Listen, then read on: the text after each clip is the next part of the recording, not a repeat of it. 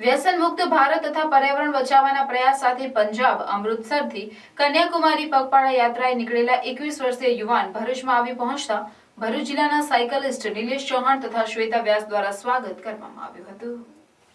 અમૃતસરના 21 વર્ષના યુવાન લવપ્રીત સિંઘ વ્યસન મુક્ત ભારત તથા પર્યાવરણ બચાવવાના પ્રયાસ માટે અમૃતસરથી કન્યાકુમારી પગપાળા યાત્રા દરમિયાન ભરૂચ જિલ્લામાં આવી પહોંચતા ભરૂચ જિલ્લાના સાયકલિસ્ટ નિલેશ ચૌહાણ તથા શ્વેતા વ્યાસ સાથે ઔપચારિક મુલાકાત લીધી હતી અને આ મુલાકાત દરમિયાન લવપ્રીત સિંઘે જણાવ્યું હતું કે આશરે 4200 કિલોમીટર જેટલું ચાલશે અને લોકોને વ્યસન મુક્તિ તથા વડ, પીપળો, લીમડો, નીલગિરી જેવા વાતાવરણમાં ઓક્સિજન આપતા વૃક્ષો વાવી પર્યાવરણને સાચવવાની પ્રેરણા પૂરી પાડવા પ્રયાસ કરશે।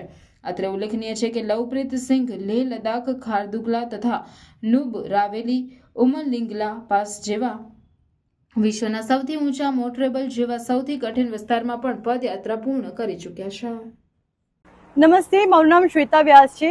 આજે ભરૂચ જિલ્લામાં પંજાબ અમૃતસરથી આવી ચૂકેલા એક ટ્રાવેલર લવપ્રીત સિંઘજી, એમનું હું સ્વાગત કરું છું। લવપ્રીત સિંઘજી પંજાબ અમૃતસરથી નીકળ્યા છે અને કન્યાકુમારી જઈ રહ્યા છે ચાલીને। હવે લવપ્રીત સિંઘજીનો મેઇન મોટો છે આ પગપાળાનો, સે નો ટુ ડ્રગ્સ, અને લોકોને વધારેમાં વધારે વૃક્ષારોપણ કરે એ માટે એ જાગૃત કરે છે। એમની આ પગપાળા યાત્રા છે એ એમને સફળતાપૂર્વક પાર થાય એવી હું અને શ્વેતા મેડમ એમને શુભેચ્છા પાઠવીએ છીએ।